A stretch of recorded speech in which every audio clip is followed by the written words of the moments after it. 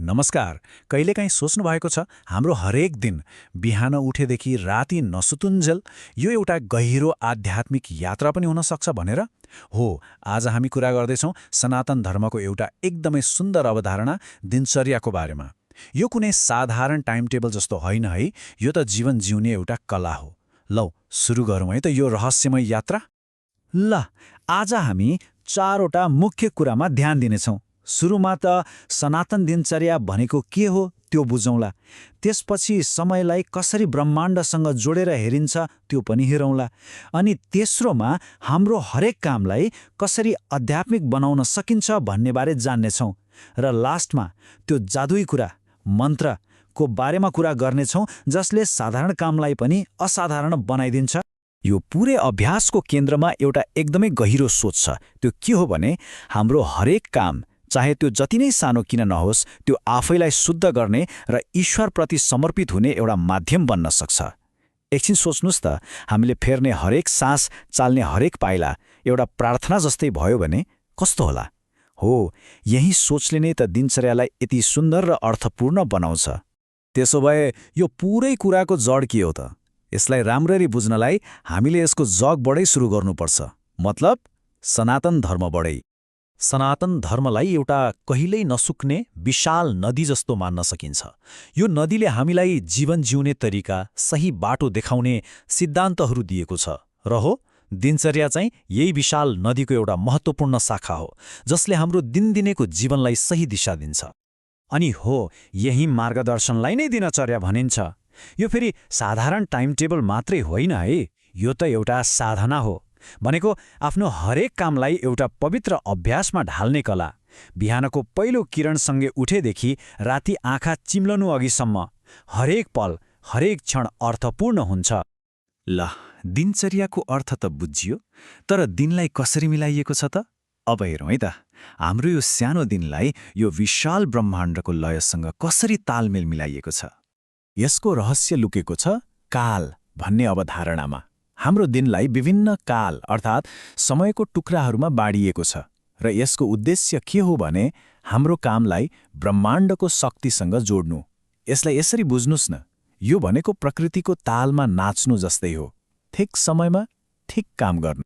यहाँ हेर्नुस् त, दिनलाई कति सुन्दर तरिकाले बाँडिएको छ। बिहानको प्रातःकालमा शुद्ध भएर दिनको सुरुवात गरिन्छ। त्यसपछि आउँछ सङ्घकाल, जुन हाम्रो काम र जीविकाको लागि छुट्याइएको छ।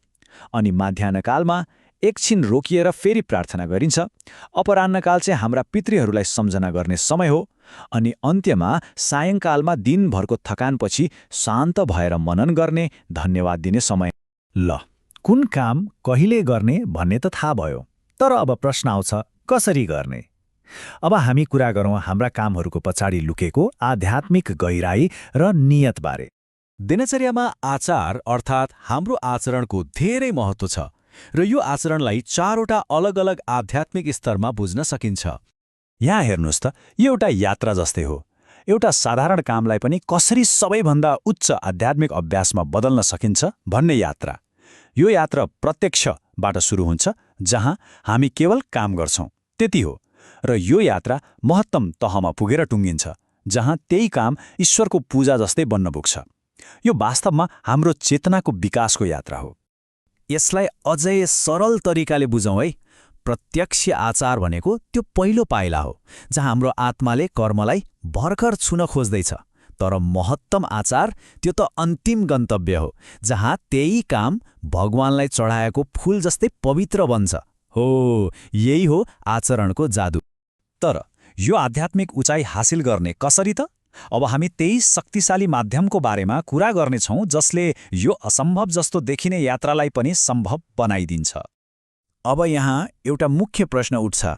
हामीले गर्ने साधारण काम जस्तै खानु, नुहाउनु, यस्ता कामलाई त्यो साधारण प्रत्यक्ष तहबाट सबैभन्दा माथिल्लो महत्तम तहमा कसरी पुर्याउने होला?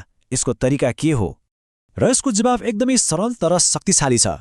मन्त्र हो। मन्त्र नै त्यो चाबी हो जसले यो आध्यात्मिक परिवर्तनको ढोका खोल्छ।